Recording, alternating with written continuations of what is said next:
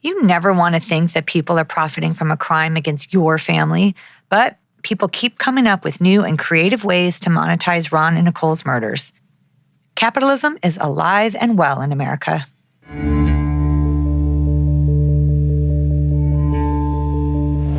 What's up, guys? Welcome to the OJ Tour. There is an O.J. Simpson tour. Paying customers ride through Brentwood, a suburb of Los Angeles, where Nicole Brown Simpson and my brother were killed.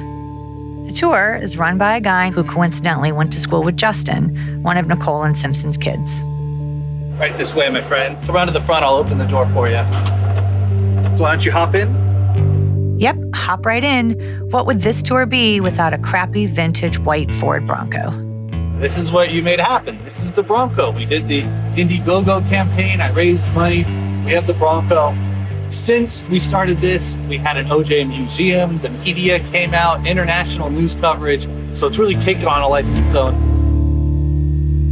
Well, since someone has spent the $45 on this, we'll let the host, Alex Papagan, lay out some important locations that you'll need to know for this episode to make sense. 3 locations specifically.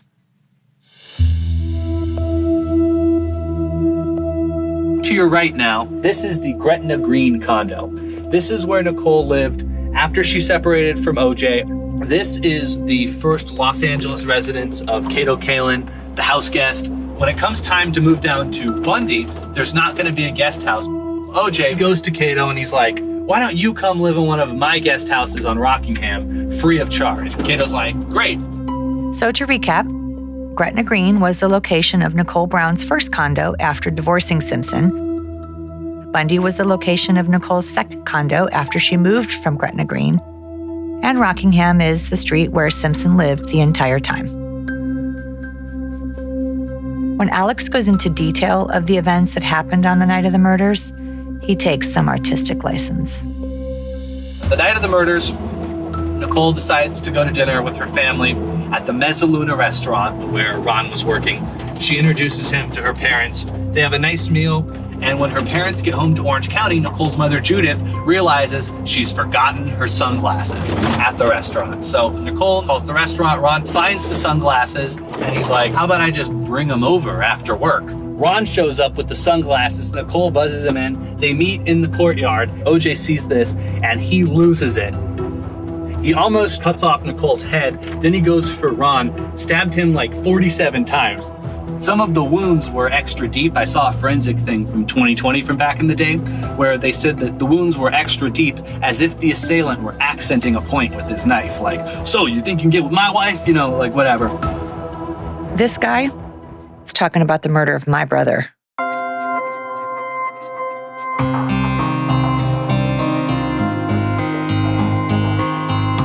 This is Confronting O.J. Simpson. I'm your host, Kim Goldman.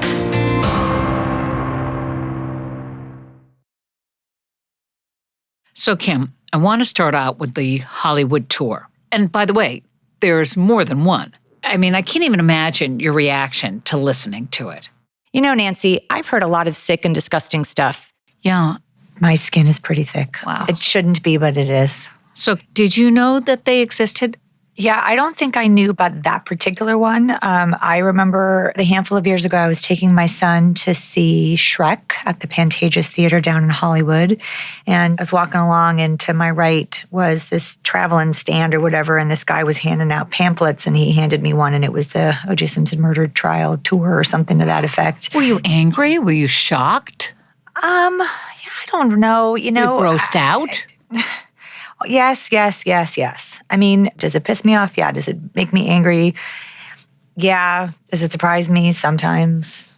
You know, I wasn't expecting it. I was trying to have a moment with my kid and not have all of that tragedy influence my afternoon, and it did. Okay, so on this tour, the guy says, this is the white Bronco. You know, it isn't. That Bronco was in somebody's garage forever and only recently went to a murder museum, which, by the way, just got a contribution from Tanya Brown, who gave a whole bunch of memorabilia from her sister. Yeah, we didn't do that. This guy sort of takes a lot of liberty with the relationship between Nicole and Ron. Did they have a relationship? No. They knew each other from the neighborhood. Brentwood is a pretty small bedroom community. They probably ran in the same circles, same coffee shop, same gym. But beyond that, there was no romantic involvement between the two of them. I remember when we needed to empty out my brother's apartment after he was killed, that I found they were like electronic Rolodexes back in the day before we had our cell phones. Yeah. And I remember seeing her name in there. I think it was Nicole, and then it said SIMP. And I remember being nervous and thinking, oh my God, I don't know what this means. I showed it to my dad, and we just kind of looked at each other, and then I just handed it to the detective. That's as much as I know about the two of them having a relationship. Well, a lot of people have exploited and profited off the case. I mean, that's no surprise to you. Some people made a name for themselves just by being associated with it. Yeah, I mean, I think people always want to think about Kato Kaelin in that regard. Kato, went on to be a household name and a celebrity in his own right. Ladies and gentlemen, joining us now on the Dean and Rod Show, Kaelin. He's here on the movie set, but he doesn't have a part. Kaelin is touring the East Coast visiting friends. Kato's one that was out there in the limelight, and then there's others that just retreated and have been left carrying the weight. And in today's episode, we're going to talk to Jill Shively. She was another witness that was not heard from in the criminal case, but she sold her story years ago trying to profit a little bit off of it, and I think that's haunted her for many years, whereas Kato embraced it.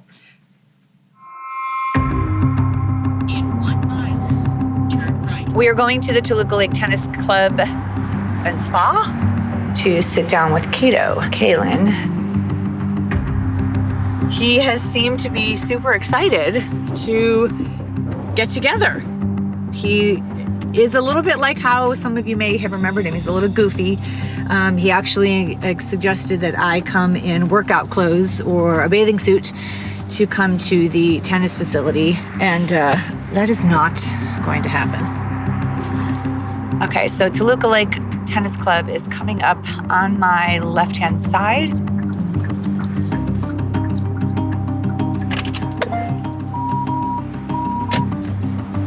Okay.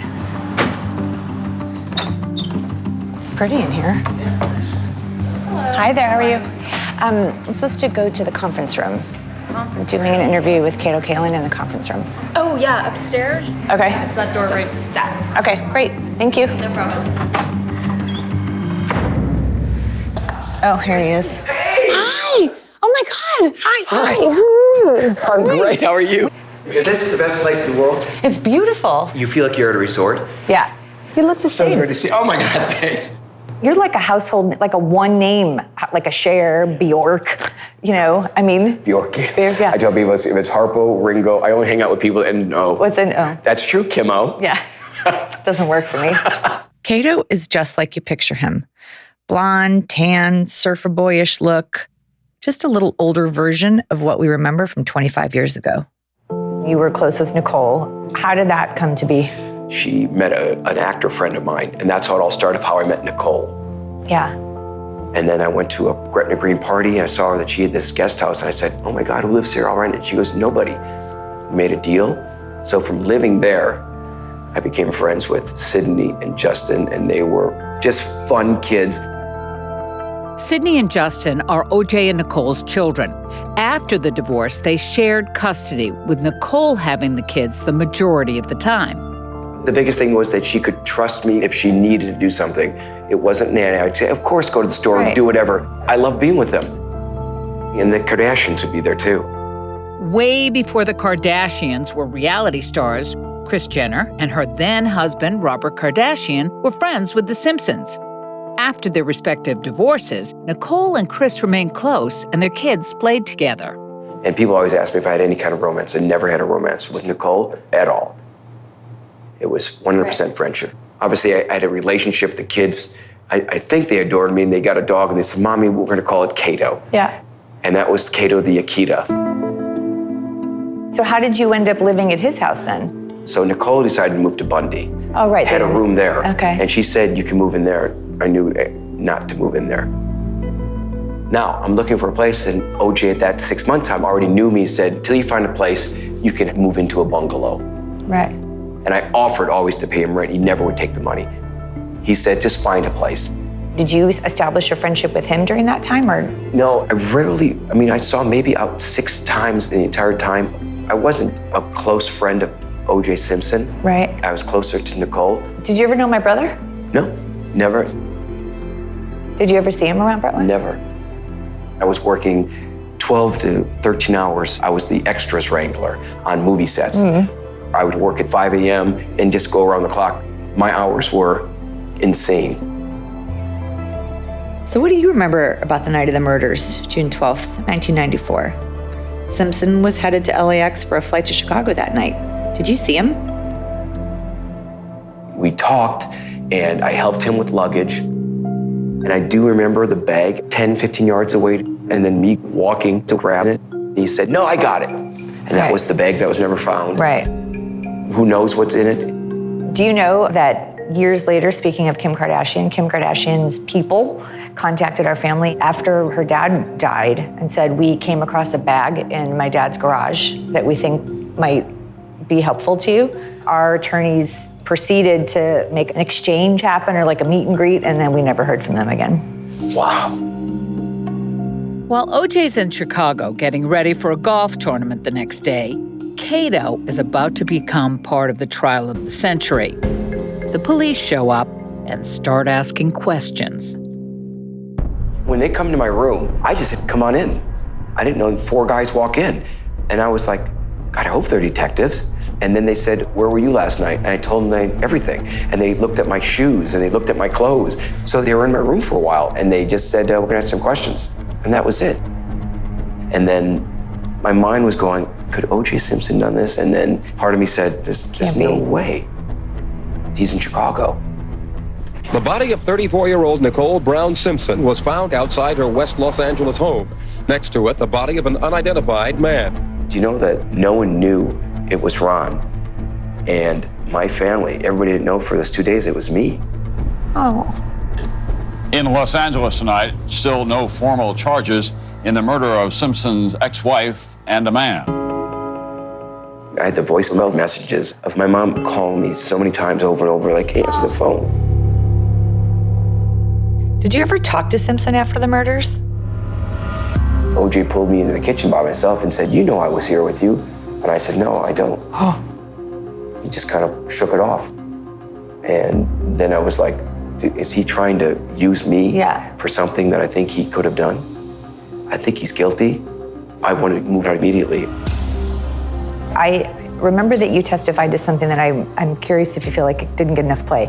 You testified that you saw blood in the house before he came home from Chicago. Right. Which would pretty much guarantee that there was no planting of evidence. Right, there was blood droplets and they said, "Watch your step." Okay, so let me understand. You testified in the grand jury to seeing blood at Rockingham, but then Marcia never brought it up in the criminal case, so I don't get it. What happened? I mean, your relationship, I'm sure, with prosecution was much closer than mine because you're involved in why certain things weren't brought up. So after you left the house, was the next time you saw him at the preliminary hearing? I think it was the next time, and I didn't have a lawyer. I didn't know what to do. Right. And then a guy in the film business who was my friend said, "You got to meet a lawyer. You got to get someone." And a guy pro bono helped me out. Yeah. And then I went in and met with Marcia Clark. Right. The longest time with Marcia Clark. And I thought our rapport was fantastic, and she knew my feelings. It was March 21st you testified, and I remember thinking you were so nonchalant and you seemed like you weren't taking it seriously, and I was mad. People call Mr. Kaelin? Brian, Kato Kaelin, Brian, Kato Kaelin. Mr. Kaelin, is Kato your middle name? A nickname. Is that what people call you instead of Brian? Yes. You a little bit nervous today?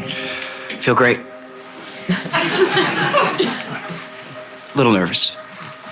It wasn't being nonchalant. I think it was in the first time in my life I was in a courtroom with not even a parking ticket. After sitting with Kato for 20 hours, Marcia had pretty clear expectations as to how his testimony would go. But instead, he hemmed and hawed and hedged. All right, Mr. Kaelin, you told Mr. Shapiro that the defendant was not angry or agitated when he spoke of Sydney and the recital, and now you've just told us that he was upset. What I have trouble with is Upset, the word of what the range is. Are you confused about the meaning of the word upset? No, I know what you mean. And what about during the time that he made the remark about Nicole wearing tight dresses? Was he upset when he said that? Maybe just a bit with that. Just a bit upset about Nicole, her tight dresses, is that right? Yes. And eventually, Marcia had enough. Didn't Marcia start to talk to you as a hostile witness? Yeah. Directing the court to page 2001 and volume 112. This is your testimony in this trial, Mr. Kaelin. Okay. My question to you, what was the defendant's physical demeanor when he talked to you about Nicole wearing tight dresses? Your answer? Oh, that he was upset. He made a point to say the tight dresses that I mentioned before. Wearing those tight outfits, what are they going to do when they're grandmas? You didn't say there that he was a little bit upset, did you? No. You changing your testimony now, Mr. Kaelin? No. Was he upset or wasn't he? No, not real upset. I'm going to ask leave of the court to take this witness as a hostile witness. When I hear the word hostile, it means I was getting upset with her, which I never raised my voice. I didn't know the terminology of that in a courtroom of you're a hostile witness, but it was explained to me how she could question me differently. Because she didn't think that you were being forthright in your answers? I'm not saying I have a bad report, Marcia Clark. And I know, I'm sure she doesn't like me. I don't hate her. I'm sure she doesn't like me. She felt like you weren't giving her information. So what weren't you giving her? I don't know. When I spoke with Marcia, she made it clear that it wasn't that she didn't like Kato. She was just frustrated because she felt he was never straightforward or honest with the prosecution. My buddy, Kato Kaelin, he hid a bunch of stuff from us in the beginning until we were able to get a tape that showed he'd been lying to us about hiding the evidence he knew about domestic violence. He was there for a couple of times that she got beaten. I couldn't say he's guilty, that'd be thrown out. I couldn't say he's the guy that did it. I think she knew my feeling that I can't prove it, but I think he's a guilty man. I wasn't allowed to say that. Do you think that anything would have made a difference in that case? No. When I saw the jury, I said, no way. I just distinctly remember two of the jurors waving to him, just like knowing that they love this guy. So, was it hard for you to sit up on the stand and have him be in the courtroom and looking at you and watching you? In the beginning it was, in the first hour maybe, and then I was just like, I'm just gonna focus and not even look at him. I remember he was laughing at you, like he laughed at you. I think that he was throwing me off like, whatever, no one's who cares about him. So how did people treat you after the trial? They would spit at me. I had girls at a baseball game and a concert put gum in my hair. Driving in a car, I'd have people come up, roll the window going, you goddamn motherfucking liar. I'm not used to that, of being like a high school quarterback and a prom king and like having actual hate. So many times I've gotten messages of, you should have been the guy that was murdered. That makes you not go out for a while. I was an introvert for a year. I get those two, the same thing should happen to me that happened to my brother. He was sleeping with a married woman. He got what's coming to him. He was too much of a pussy to fight back, so he deserved to get his throat slit. We had death threats. We had bomb scares at our house. And why you would have to, it just blows me away. I don't know. I don't know, other than I think he killed my brother and somebody else doesn't. And so they feel this visceral reaction to me because why not? One of the bigger reasons that I wanted to do this is because I think people don't realize the collateral damage. Everybody's so concerned about him and what his life has been like that people have not paid attention to how it's impacted all the people that participated. And I don't think people understand how it changes you. And then there comes a point where it's like, I gotta live my life too. And I'm trying to do good things and I'm trying to move forward and use this for good. I feel like I'm always happy and bringing light to things and getting picked on for being the dork, the dummy. I came from Wisconsin for the whole purpose of being famous. But I got fame in the worst way. Yeah. Beautiful young people were murdered. And becoming famous from that is something I would not want to be famous for.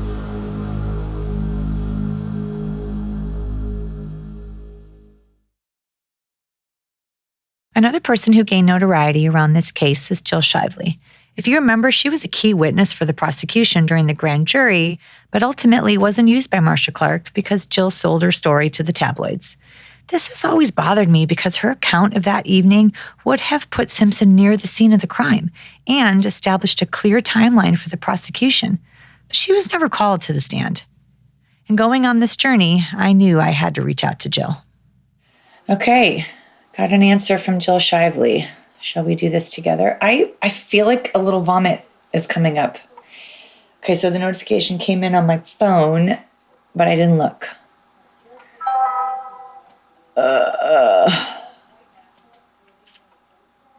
Seriously, like my heart is racing a little bit and I'm feeling a little sweaty. Okay, here we go. Oh my God, OMG. Hi, how are you? I always think about you and I have...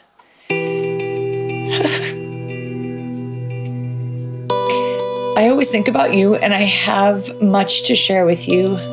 I suffer a lot from this case. You can call me, and she lists her phone numbers. Wow.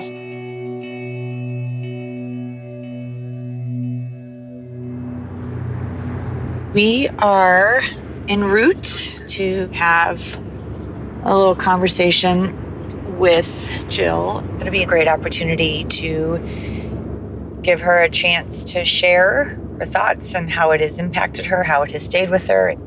Hopefully today it will be cathartic for her to say what she feels and get some things off her chest. When we were growing up in Chicago... Wait, you're from Chicago? Mm-hmm. I'm from Indiana. Oh, really? Yeah. Nice. I have relatives in Elkhart, but I grew up in Indianapolis. So. Oh, Midwestern. Yeah. Good values there. Good values, I know.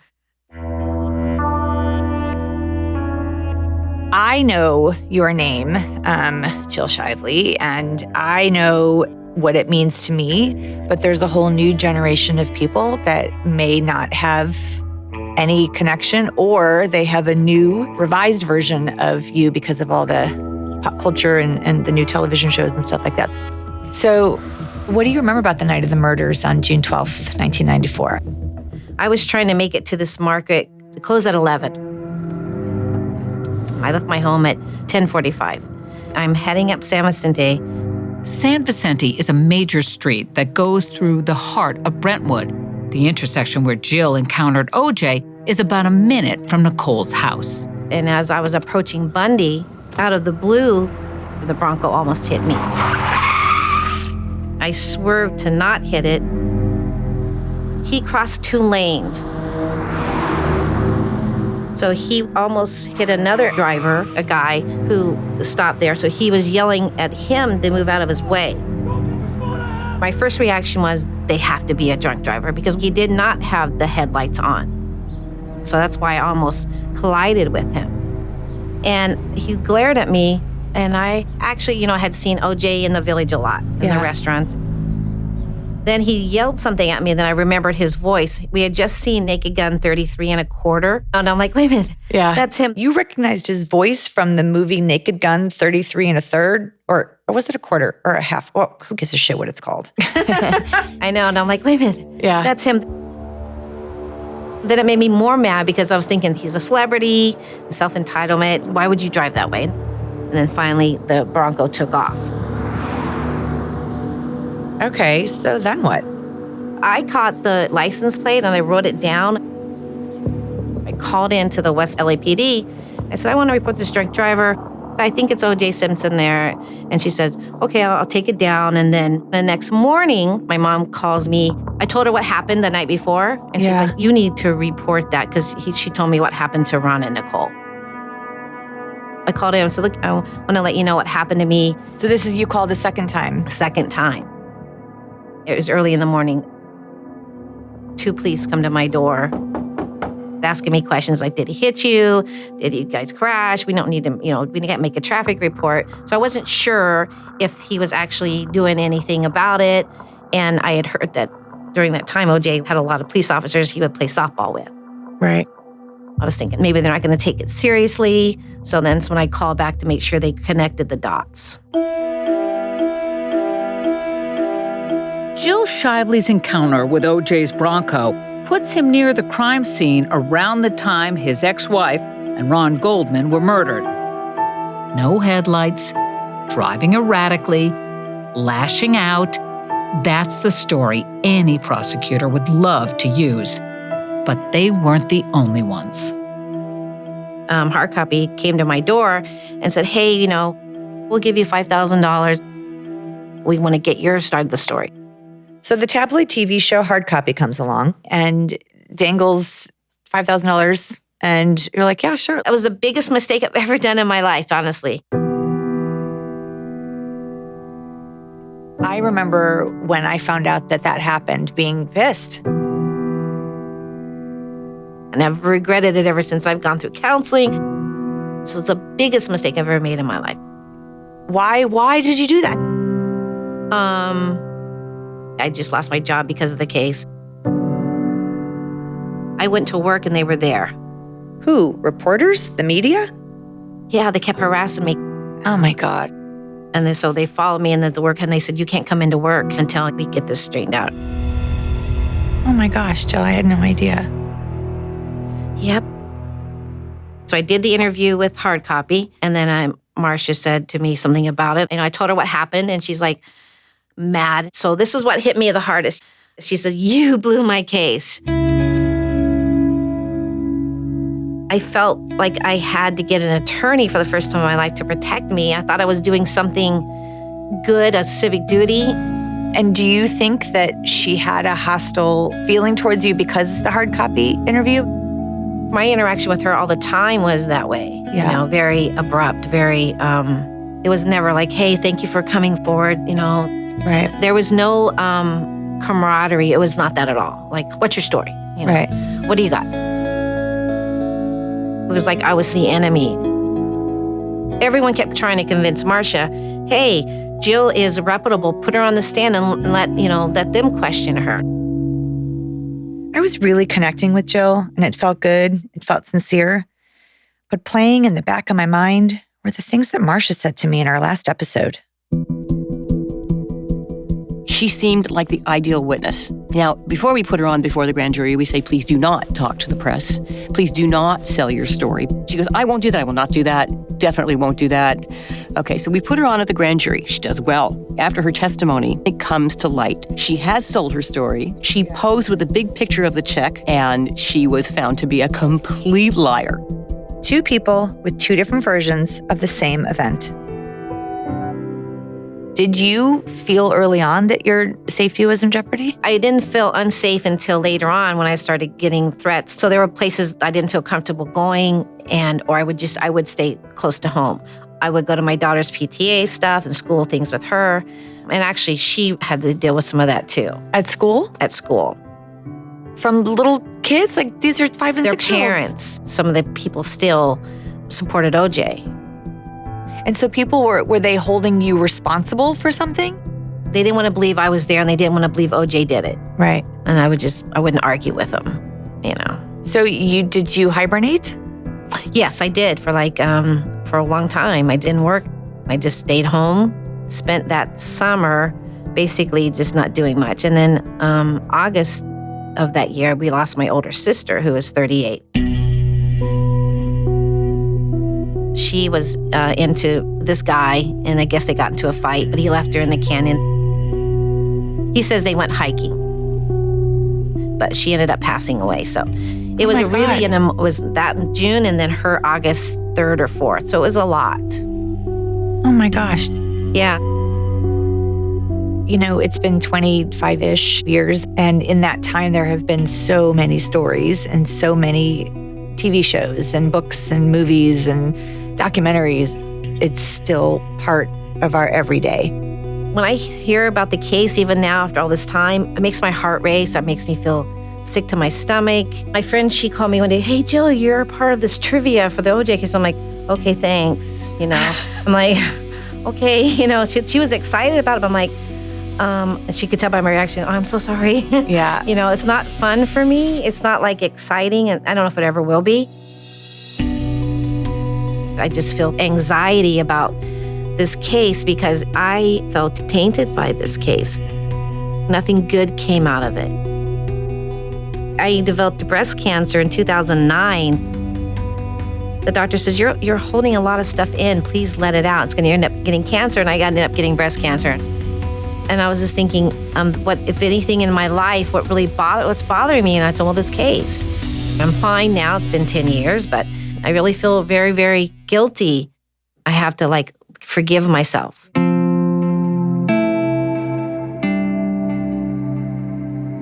It's just hard. It's just devastating because I felt like I contributed to OJ not being convicted. When Marcia had said to me, you blew my case, well, I believed that for years. And then a lot of people said, no, it was not you. A lot of things happened. And he actually, had a good dream team. I mean, they did their job. But still, it bothers me because I felt like I left your family down and the Brown family down. It makes me sad that you've carried this with you. Yeah, it's been horrifying. How come you never reached out? I just figured that you were upset with me. I don't feel like, oh my God, if Jill just would have testified, that would have been it. I don't feel that. I'm appreciative that you were so willing. I was a little hesitant and nervous when I reached out to you on Facebook. You were so quick to respond. I remember going, oh my God, what is she going to say? And, I was nervous, You I trusted for something because I wanted to meet you and tell you I'm so sorry. I feel a lot lighter from being here, like a counseling session, but I feel better already. So thank you. It's like a healing. All right, let's talk about Kato.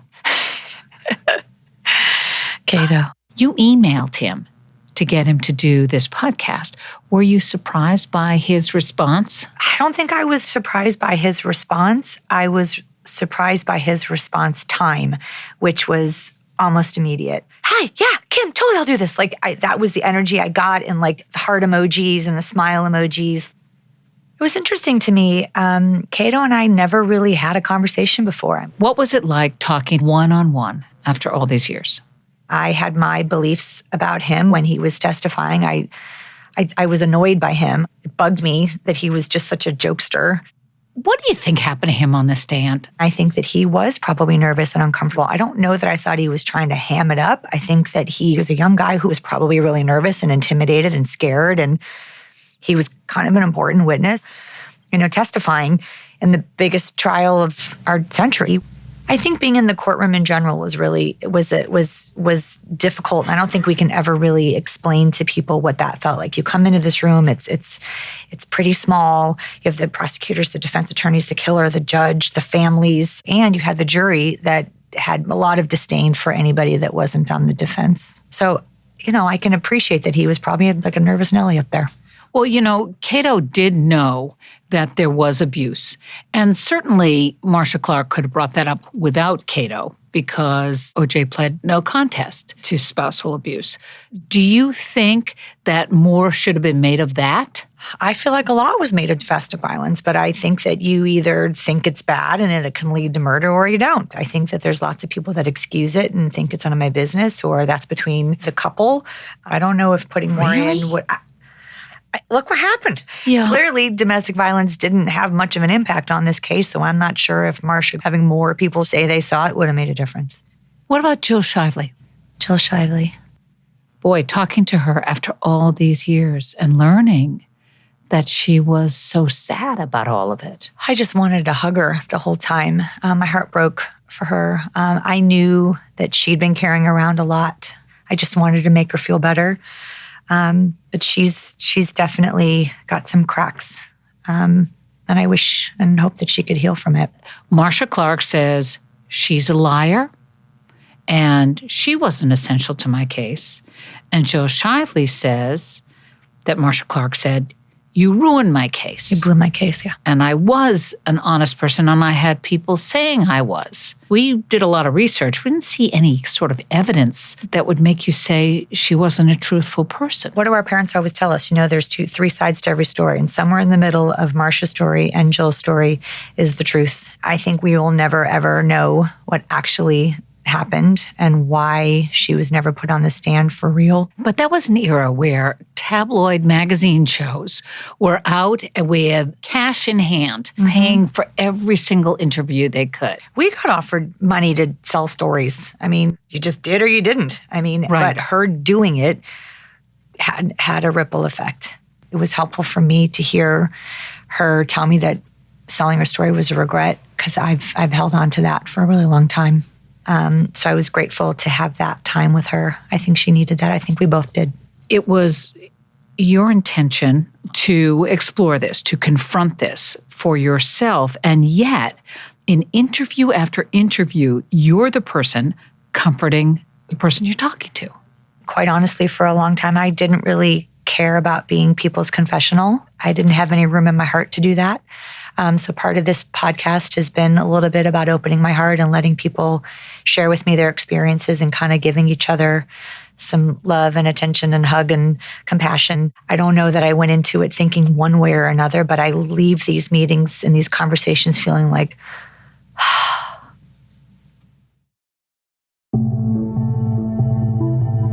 Just a month ago, I did a field trip for 25 Danish high school students who actually learn about the OJ case in school. And their teacher, they're on a trip to California, they went to Alcatraz, and they went on the OJ tour. It's mind-boggling the huge effect this has had on culture. There's one last thing that we do on the OJ tour to, keep it, we talk about a lot of grim subjects, but I like to end on a joke. This is the OJ joke book. I'll tell a couple OJ jokes here. What's OJ's favorite piece of kitchen furniture? The butcher block. Who's the most famous LA Dodger? O.J. Simpson.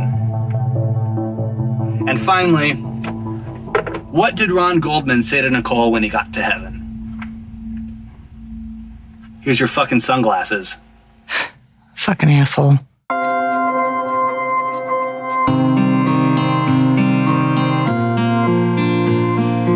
On the next episode of Confronting O.J. Simpson. People are just not going to accept that a beloved celebrity could do such a horrible thing. You look back and think, shit, I wish I wouldn't have done that. Well, I wish I hadn't done it. Judge Ito said, I expect this case to be tried at a very high level. Almost immediately, it was a fight in an alley behind a bar at 2 a.m. with broken beer bottles. All that drama, all those theatrics is something I'm very angry about, even today, and very bitter about. Simpson got this kind of enraged look, and he looked almost animal-like. His eyes were bulging and literally spit's flying out of his mouth. I mean, that's horrible. What's the point of confronting a guy if you don't get a chance to bitch slap him? A lot of ghosts in these hallways. Some material, including court testimony, was edited for time.